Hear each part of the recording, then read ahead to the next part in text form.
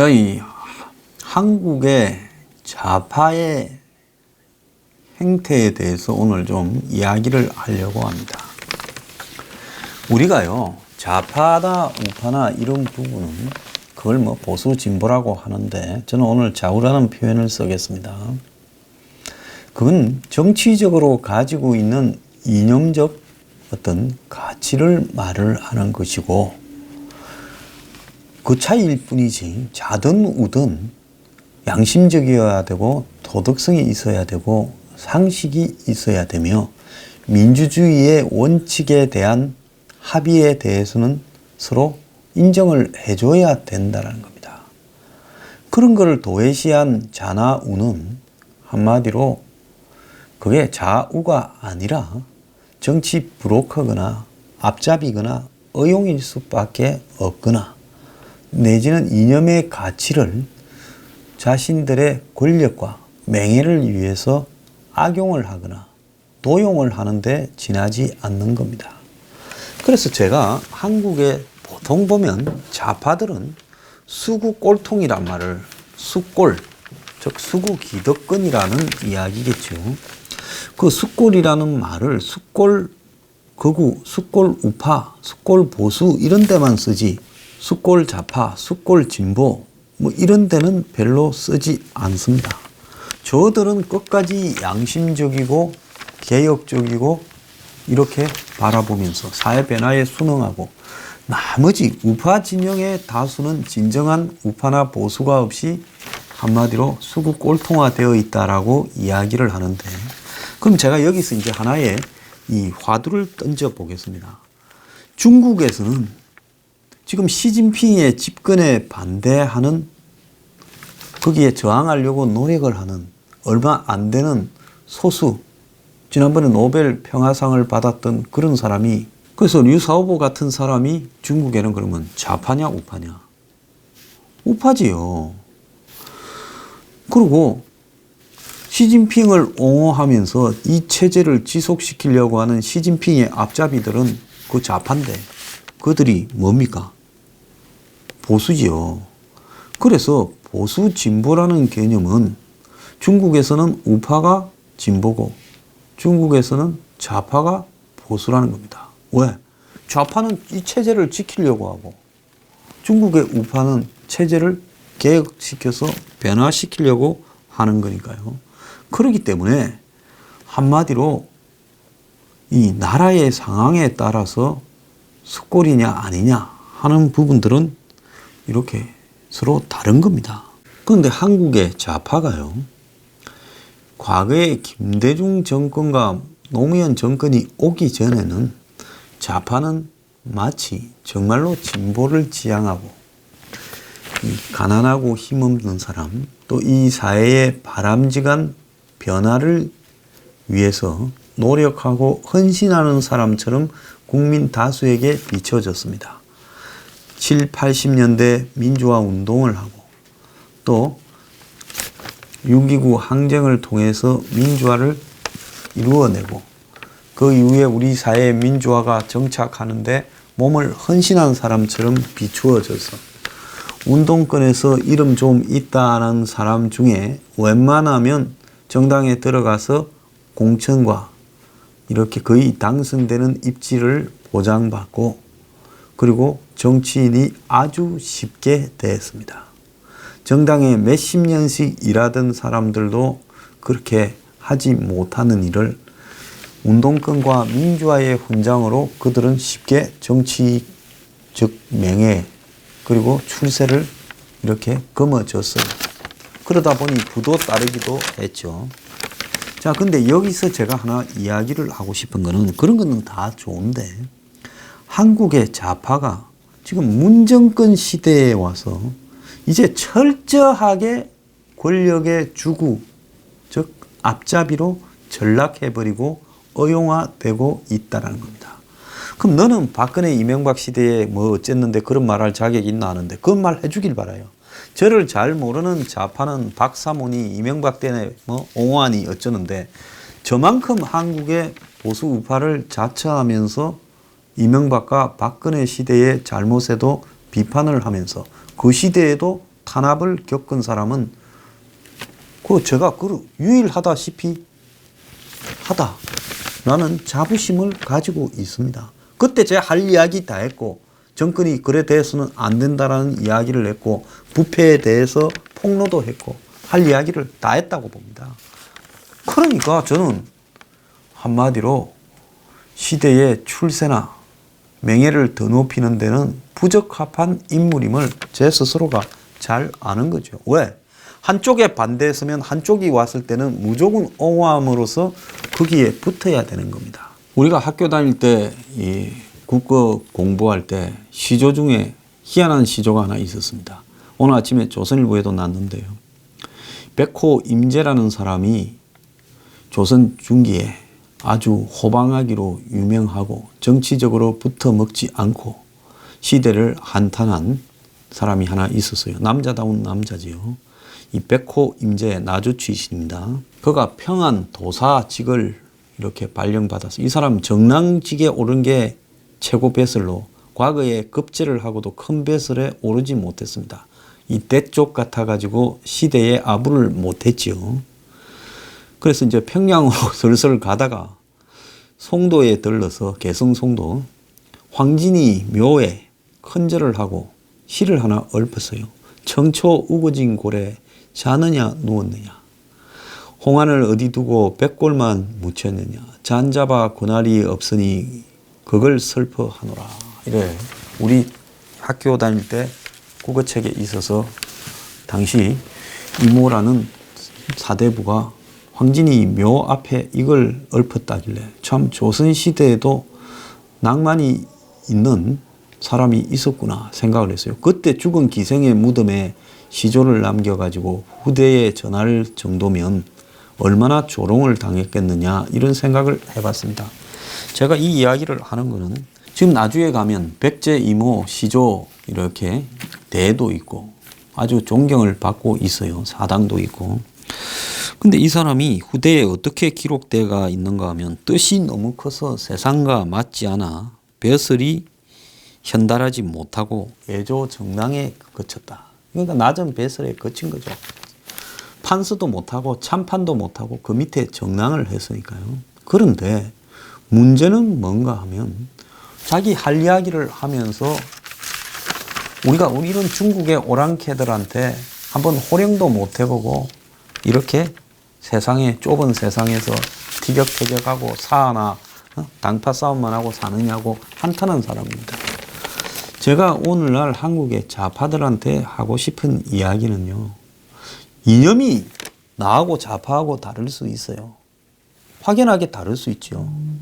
그렇지만은 세상을 바라보는 시각에 있어서 이념과 생각이 다르더라도 서로 간에 이런 뭡니까? 민주주의적인 룰은 존중해줘야 된다라는 걸 이야기를 하고 싶은 거예요. 자, 지금 전방위로 언론 탄압이 전개되고 있는데 좌파의 지식인이라고 할 수 있는 사람들, 농객, 또 더 나아가서 교수, 무슨 학자, 또 좌파의 리더급 인물 이런 사람들이 이렇게 해서는 안 된다라고 하는 이야기를 하는 사람이 하나도 없다라는 겁니다. 좌파 언론도 우리가 좌파 언론이고 저렇게 가짜 뉴스를 말하는 보수 일부 거구들이 잘못됐지만은 그렇다고 해서 언론 탄압으로 이 문제를 해결하려 해서는 안 된다. 그것은 기본적으로 민주주의와 또 인권, 양심 등을 존중하는 좌파의 기본적인 가치다. 이렇게 이야기를 해야 되는 거죠. 우리가 좌파가 가지고 있는 기본적인 가치가 뭡니까? 획일적 사고가 아닌 사고의 다양성을 존중하고 또 주류가 아닌 비주류까지도 포용할 수 있고 사람의 인권을 존중하고 그리고 이 최소한의 이념적 양심에 충실한다. 이런 것들이 좌파가 가지고 있는 미덕이다라고 자신들은 이렇게 쭉 대중들에게 전파해오고 자신들이 양심과 정의를 독점한 양 이야기를 하고 있어요. 그렇게 독점을 했으면 이런 식으로 보수 유튜버나 보수 농객들을 가짜로 몰아서 다 죽여버리려고 합니다.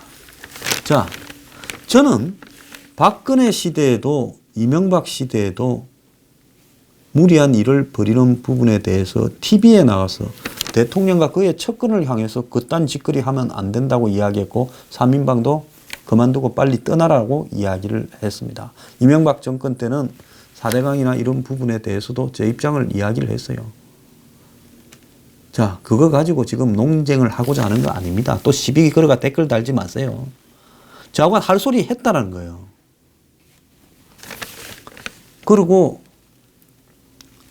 잘못한 부분에 대해서는 잘못한다고 목소리를 내고 그래서는 안 된다라는 일에 대해서는 그렇게 말을 했습니다.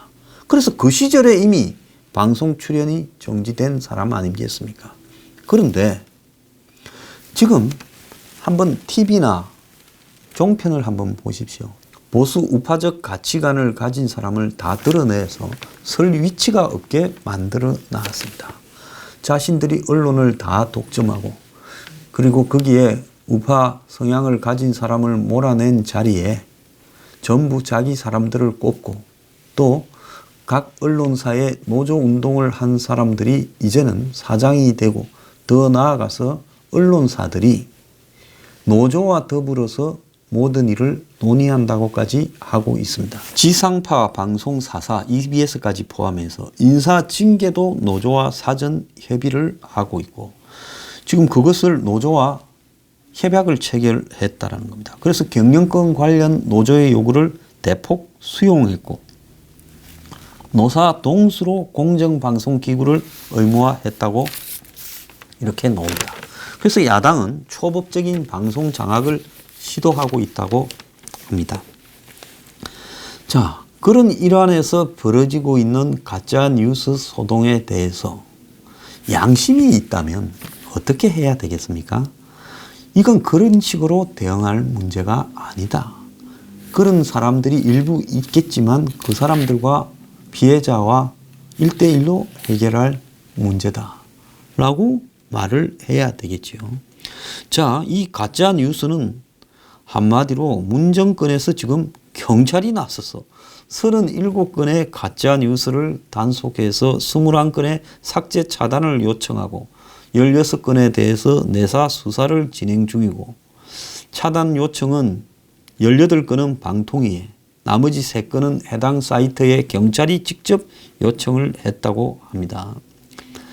자, 이게 좀 오래된 역사가 있지요. 이런 식으로 가짜 뉴스와의 전쟁은 광우병 사태 때 2008년에 미국산 소고기를 먹으면 광우병 걸린다는 가짜 뉴스를 퍼뜨린 사람이 그때 누굽니까? 자, 그 이야기를 믿고 길거리에 촛불 들고 나간 사람은 또 누굽니까?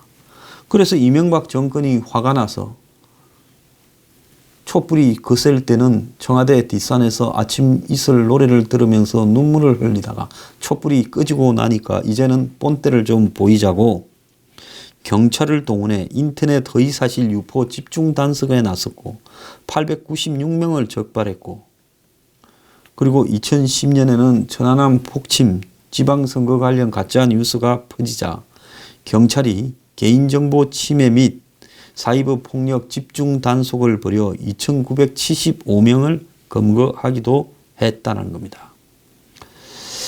자, 그런데 이제 갈수록 이게 겁을 먹는 게 아니라 더 확산이 되고 다양한 매체로 확대되어 가고 있어요. 이건 그럴 수밖에 없는 거예요. 왜?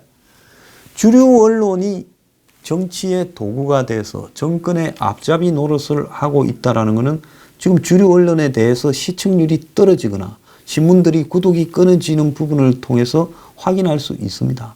지금 한겨레가 연일 벌이고 있는 오늘도 가짜 뉴스를 소동을 벌이고 있어요.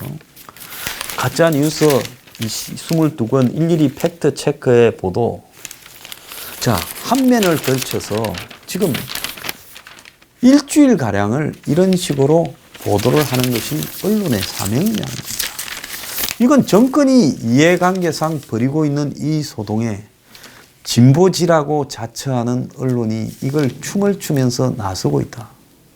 아니 나치 때도 괴벨스가 언론을 장악해서 춤을 췄고요. 북한에도 조선중앙통신이 춤을 추고 있습니다.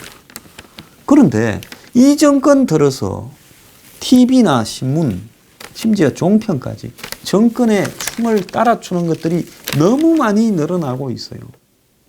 그러면 좌파들 중에 양심적인 사람은 어떻게 해야 되겠습니까? 우리의 부끄럽고 추악한 모습이라고 이래대해서는 안 된다고 말을 하는 사람이 하나라는 있어야 될 거 아닙니까?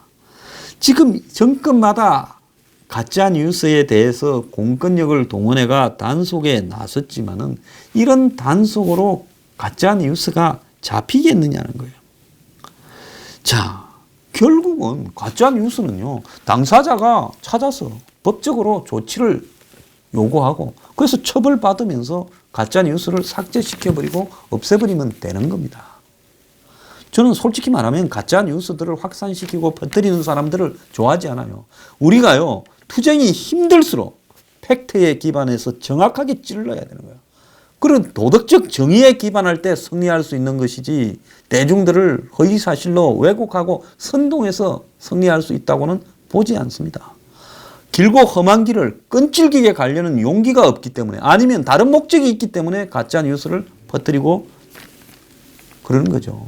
그래서 그런 부분을 좋아하지는 않습니다만은 이 가짜 뉴스 사냥 소동을 벌이면서 전부 여기에 가세해서 심지어 무슨 대학 교수 학자라는 인간들이 가짜 뉴스 보도의 한 구절에 나와가지고 이것들 손을 봐야 된다고 하는 것들을 보면서 너들이 도대체 교수라는 타이틀이나 학자라는 타이틀, 변호사라는 타이틀을 가지고 이야기를 할 수 있는 양심을 갖춘 인간인가. 지난번에 KBS에 무슨 저널리즘이 어떻고 하는 프로에 보수 유튜버 두들겨 잡는 데 나와가지고 변호사라면서 한마디 얹이던 사람이 청와대 공직기강 비서관을 한다. 이게 뭐예요? 정말 아까 말한 그 이모라는 조선시대의 정말 화통한 선비처럼 그렇게 세상과 투쟁하면서 싸우지는 않더라도 사람이 양심이 좀 있어야 되는 거 아니냐는 거예요. 자, 지금 한국의 좌파들 중에 이 가짜뉴스 소동에 침묵하고 있는 본질을 벗어난 문정권의 대응에 동조하고 있는 모습을 보면서 이들에게 양심이 있느냐. 자, 이것뿐만 아닙니다. 북한하고 평화라고 하는 부분에서 문정권이 가고 있는 평화의 방향이 지나치게 대한민국의 안보를 해체하는 쪽으로 가고 있다라고 양심이 있는 좌파나 진보라면 그걸 지적을 해야 되죠. 자, 하나씩 확인하면서 가야 되고 미리 설치거나 북한의 입장에 서서 대변하는 것은 아니고 또 우리의 국방을 해체해서는 안 된다라고 해야 되는 겁니다. 그런데 대한민국의 좌파는 어찌하여 종북이 되지 않고는 살아남을 수가 없어요. 자, 장기표 선생, 제가 실명을 거론해서 대단히 그거합니다만은 한때 김건태 장기표 간에 대한민국의 운동권의 양대 산맥이었습니다. 근데 장기표는 종북, 주사 이런 부분을 싫어하면서요. 운동권에서 완전히 개나 소나다는 뺏지 하나도 못 달고 지금 사회적으로 한 구석에 도태시켜버리는 것이 대한민국 운동권의 실체입니다. 자, 통진당과 종북 논쟁을 벌이면서 떨어져 놓은 게 노회찬 심상정의 정의당이잖아요. 이들이 지금 북한 문제를 바라보는 부분에서 어떤 자세를 취하고 있습니까? 과거의 통진당과 크게 다를 바도 없어요. 그러면 뭐 하려고 종북이라는 단어를 만들면서 그 싸움질을 하고 당을 깨고 헤어지고 했느냐고 제가 묻고 싶은 거예요. 그래서 대한민국의 좌파는 북한 부분에 있어서 좀 등을 돌리고 있는 세력들이 있었는데 옛날에 PD 계열들이 좀 그랬지요. NL은 북한의 앞잡이고. 근데 이제 이 PD들조차도 북한 문제에서 NL과 똑같은 사고를 가져버린다는 거예요. 그래서 대한민국의 좌파에 들어가서 사회운동을 하거나 또 좌파가 집권을 했을 때 국회의원을 하거나 안 그러면 장관을 해먹으려거나 한 배설을 하려면 북한 문제에 대해서 반대하면 그건 좌파에서 살아남을 수가 없는 거예요. 제가 어쩌다 보니 민주당에 가서 정치를 잠깐 했지만은 제가 북한 문제에 대해서 반대하는 이상 그 당에서는 살아남을 수 없다라는 부분을 느낀 거예요. 자, 어찌하여 한국의 좌파는 조지 오웰 같은 양심 있는 인물도 하나도 없냐. 조지 오웰이요, 좌파였죠. 스페인 내전에 참전을 해서 싸웠어요. 그런데 소련의 스탈린이 시킨 앞잡이들이 좌파 내부의 다양한 파벌들을, 소련의 스탈린을 추종하지 않는 파벌들은 저거가 죽이거나 처형을 하거나 숙청을 하고 또 공화파 프랑코 총통파에다가 넘겨주고 이 짓거리를 하는 모습을 보고 환멸을 느끼고 와서 1984나 동물농장 같은 전체주의 위협, 이 소련의 통제된 사회에 대해서 저항하는 책을 썼어요. 당대 때는 좌파 지식인들이 영국에 넘쳐나면서 조지 오웰이 또라이처럼 됐지만은 지금 세월이 이렇게 지나오면서 조지 오웰이 정말로 양심적인 지식인이었다고 평가받고 있지 않겠습니까? 자, 대한민국의 지식인 중에 조지 오웰 같은 사람은 왜 하나도 없는가 하는 거야. 자, 얼마 전에 또 벌어진 마녀 사냥이 하나 있죠. 저도 좋아하지 않아요. 저도 저 사람들 집안은 왜 저럴까 생각하는데, 자, 조양호 회장 집안입니다. 한진에. 집안의 행태나 성격이나 자질 문제가 있지요. 그렇지만은 국민 밉상이면 저렇게 털어갖고 죽이는 부분이 옳은가에 대해서 사회적으로 사법이 저런 식으로 이렇게 진행이 되어서는 사법 체계가, 저건 정의도 아니다라는 거죠. 한마디로 사적 보복의 감정을 국가의 공안기구들이 총체적으로 동원되어서 하고 있다는 겁니다. 자, 그런데 이런 소리를 하면요, 다 몰아가지고 한마디로 재벌의 앞잡이라고 봅니다. 저는 재벌들을 하도 비판을 많이 했기 때문에 이런 말을 해도 자격이 있다 생각해서 하는 거예요. 자, 이들이 아무리 잘못했다 하더라도 11개의 기관이 동원되어 가지고 압수수색만 한 20번쯤 6개월간에 걸쳐서 했고, 자, 일가족 5명에게 적용된 범죄가 10개고 압수수색이 18번, 가족들이 포트라인에 14번을 썼네요. 5차례나 이 구속영장이 청구됐다가 전부 기각이 됐습니다. 자, 역대급 국민 밉상이라 해서 이런 식으로 그들에게는 인권이 없는가? 이게 옳으냐는 겁니다. 자, 이렇게 먼지 털듯이 털어서 기어코 보내버리거나 회사를 뺏어버리겠다고 한다면요, 과거에 이명박 정권이 광우병 사태 직후에 서로 잘 지내는 것 같은 노무현 정권과 원수가 되어가 먼지털이 하다가 노 전 대통령이 자살을 했다. 640만 불 노고 뭐가 나와서. 이렇게 하는 부분에 대해서 먼지털이라고 좌파들은 비판을 하지 않았어요? 그런데 지금 이 좌파 정권이 적폐청산을 핑계로 지금 대고 있는 이 행태들은 먼지털이가 아닌가. 검사 하나가 폭로했잖아요. 강원랜드에 외압이 있었다. 권성동, 염동열 의원과 검찰총장 등이 외압이 있었다. 이래가지고 난리를 쳐지 않았습니까? 검찰 내부에 평검사가 검찰 상층부를 들고 받고 야당 국회의원 만만한 사람들 들고 받고 했는데, 자, 이게 어떻게 됐어요? 결국에는 외부 인사까지 참여하는 전문 자문단이 꾸려졌지만은 만장일치로 무혐의로 결정이 났다는 겁니다. 자, 문 정권의 말을 충실하게 듣는 서울중앙지검 형사 1부에서 결국 당시 최종원 서울남부지검장과 그 다음에 직권 남용으로 고발된 권성동, 염동열 이 세 사람에 대해서, 또 추가로 고발장이 접수된 김수남 전 검찰총장, 또 이영주 전 춘천지검장, 원래 그 춘천 쪽에서 문제가 있다 한 걸 검찰이 그걸 위에서 상층부에서 지시해서 그걸 덮어줬다고 여검사가 폭로하고 한 거 아닙니까? 혐의 없음으로 사건을 종결지었다는 겁니다. 자, 의원 둘은 검찰 간부의 압력을 행사했다라는 부분에 증거가 부족하다고 봤고, 또 검찰 내부 인사도 위법을 지시했다고 볼 근거가 없다라고 이야기를 했습니다. 그런데 이걸 처음에 주장한 것은 안미연 의정부지검 검사인데 상관으로부터 권성동 의원이 불편해한다는 말을 듣고 권 의원과 염 의원 그리고 고검장의 이름이 등장하는 점거 목록을 삭제해달라는 압력을 지속적으로 받았다. 그리고 당시 최 전 검사장이 김수남 총장을 만난 다음 날 최홍집 전 강원랜드 사장은 불구속 처리하고 수사를 종결하라 했다. 이렇게가 불거진 부분이 지금 검찰 내부에서 혐의 없음으로 결정이 났다. 자, 정권이 바뀌다 보니 지금 하극상이 온 사방에서 일어나서 이런 걸 폭로했습니다. 자, 그러면서 끝도 없는 적폐청산의 칼날을 휘두르고 있어요. 정말 끝이 없을 거라고 봅니다. 이 정권이 죽는 그날까지 저렇게 할 거라고 봐요. 그런데 이런 부분이 민주주의적 국가 운영인가 공포정치가 민주주의인가에 대해서 고민하는 좌파들이 하나도 없다는 겁니다.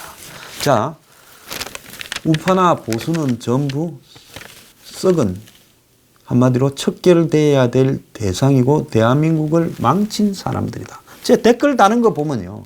황장수가 누구인지 무슨 말을 했는지 제 방송을 읽어보거나 제가 누구였는지를 제대로 아는 인간들도 하나 없어요. 그런 놈들이 문바라고 하면서 댓글을 달면서 욕을 합니다. 친일이다. 수구 꼴통이다. 박사모다. 저를 엮으려면 거기하고는 엮으면 안 되지요. 그쪽에서 저를 문바들보다 더 심하게 욕을 하는데 어디다 갖다 엮습니까? 자, 그래서 대중들은 거의 한마디로 홍위병 같은 문정권의 폭주의 도구들이 되고 수단인 거죠. 범죄의 도구입니다. 그리고 좌파 지식인들은 무조건 문정권을 추종하면서요. 법치와 민주주의 질서와 합의를 다 무너뜨리고 있다는 겁니다. 그러면 좌파 지식인 중에 그래도 평생을 지식인이라고 좌파 지식인이지만 존경받고 산 사람들 같은 사람들은 이래서는 안 된다라고 이야기를 해야죠. 그래서 한마디로 완장을 차고 머슴으로 살던 놈들이 어느 날 갑자기 죽창을 들고 찔러대는 일을 중단을 시키고 이것이 민주주의가 아니다. 민주주의가 보복입니까?